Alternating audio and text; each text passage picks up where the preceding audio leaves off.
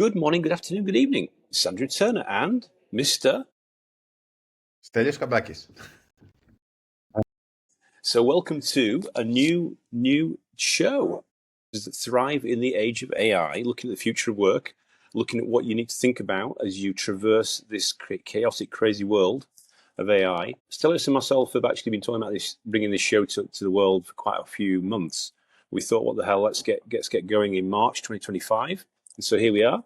So welcome for people that's listening on your various different platforms, whether it's on Spotify or Apple, or even maybe watching this on YouTube. Yeah, maybe if we can do some introductions and then we can explain the purpose of the show, what we're going to be doing every week, etc., etc. So maybe Stylianos, could you just do a quick intro? Yes, absolutely. Thanks, Andy. Well, my name is Stylianos. I've been in the space of AI and data science for more than 10 years. I'm the CEO of the Tesseract Academy, and I split my work amongst three different streams. One is AI development, the other one is AI education. I'm also a 3 times published author. And finally, I'm also doing some work in tokenomics and Web3. And I'm very excited to be co-hosting this podcast with Andy. I believe that after so many decades of work in this space, I mean, AI is something that was first conceived in 1956, if I'm not mistaken. It looks like we're witnessing a fundamental paradigm shift in society, in the workplace, in sciences, in AI. And the purpose of this podcast, and obviously Andy is going to give his own take, is going to be to help our audience navigate the upcoming changes. Whether you're a knowledge worker, whether you're a software developer, an entrepreneur, a CEO, a manager, AI will definitely play a big role in your career, in your business, in your department, and we're here to give you the best advice we can.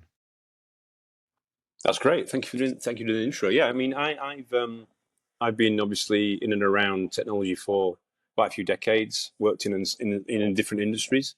Worked in retail and telecoms and financial services, and I've actually got a couple of other podcasts, the G&T sessions, which is about growth and technology, which we've got about 120 episodes of that on the internet. And also last year I kicked off the Praxi Pod, which is about Gen AI and data.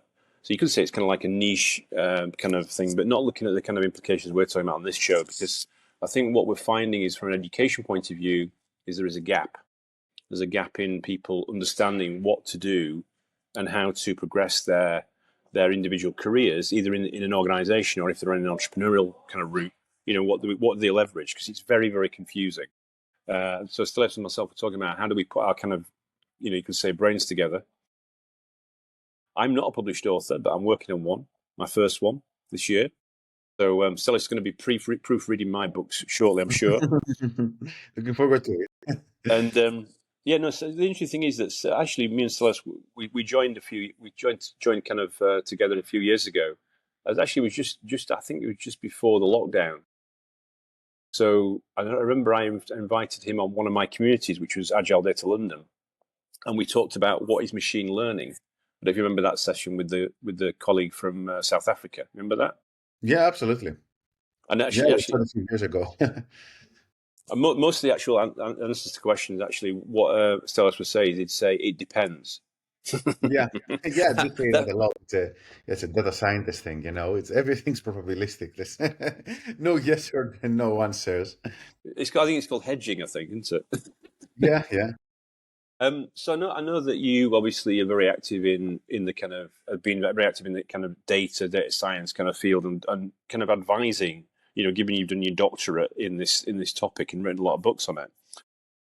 I mean, one of the things that I've seen from a human point of view is that, obviously with that event that happened in 2023 with ChatGPT, the kind of consumer facing apps. Have you seen, what I've seen is that people are kind of still a bit hazy on what to do.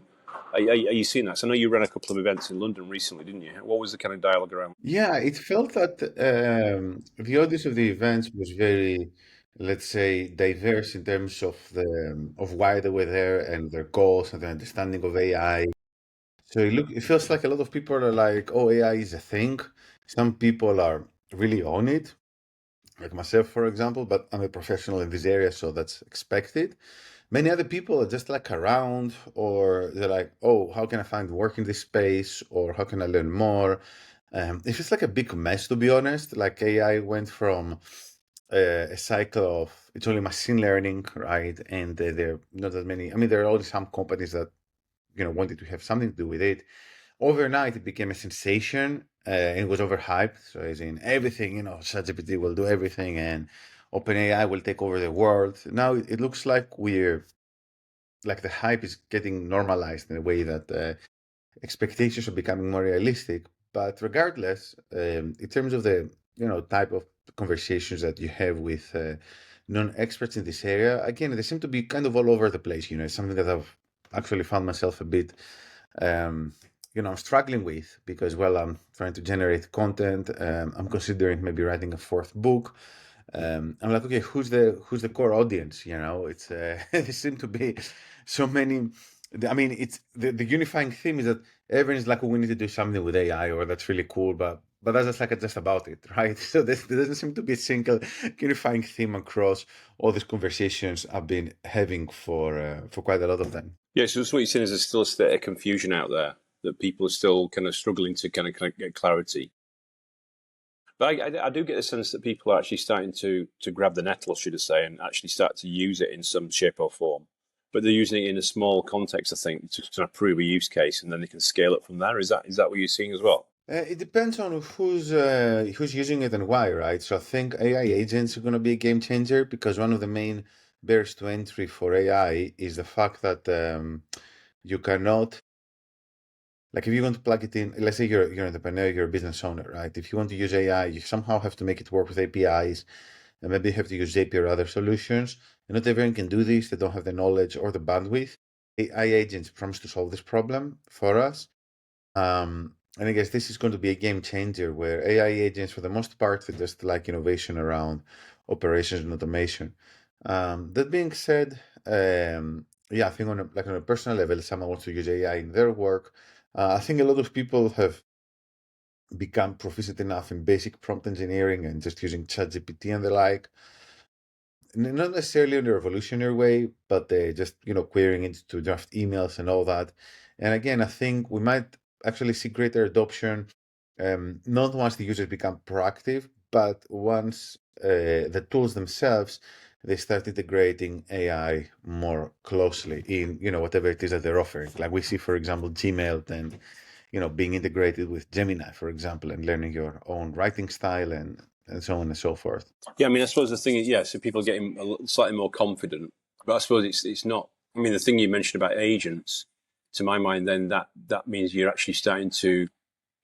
Is that thing about what does the human do and what does the agent do, and how does that workflow change, and how do you validate it before you put it into kind of mainstream, I suppose, production? Isn't it? I suppose it's all those complexities come out, I suppose, when you start going down that rabbit hole. Yeah, exactly. But I think the biggest complexity is actually menial tasks for most businesses that, let's say, operate in the digital space, right? Because I say this because also there's a lot of brick and mortar businesses that they could benefit from AI, but it's not like at their core, right? Whereas if you're an online business, then you're digital, so by definition, you work with, other people that do stuff in front of a screen. So there's no reason why in the next couple of years all these things are not going to be automated by AI. And I think I'm going to get there. Like you just need better interconnectivity, and you want AI to understand the intention behind certain actions and so on and so forth. But that's where I think is we're heading now. Obviously, then we need to become more specific. I think, for example, business development is an area that is where AI is developing very fast, and that's just like. How to say this, like I think that that's going to be like a huge milestone, the reason being that first of all there's more than one company trying to do this, create an AI salesperson. Secondly, I think sales and marketing are really issues for a lot of small businesses because if you're a big business you have the budget to do pretty much anything. Creating an agent that can do a bunch of stuff for you, right, even call people up, is going to be huge. Now, obviously, I don't know how this is going to affect how this is going to affect behavior in the future. That is what we don't know. Like if suddenly we have a bunch of AI agents just like interacting with potential customers 24/7, where does this leave us? Maybe customers and clients will actually yearn for this type of, let's say, human touch. They will want to speak to real human. I don't know, and that's like, I guess, one of the challenges with these types of conversations. We see the world evolving real time in front of us, and it's very difficult to think 2 or 3 or 4 steps ahead, because it would be very easy for us to say, look, the world is being disrupted, everything is changing. That's 100% true. There's no question about it. But if you try to predict the how, if you're like, oh, what move should I make as a professional, this is when things start becoming a bit considerably more difficult, let's say.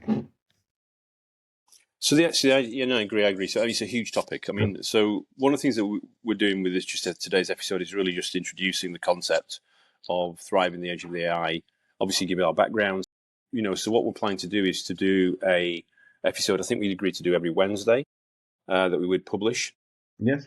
And it's going to be about 20 minutes, half an hour duration, quite punchy.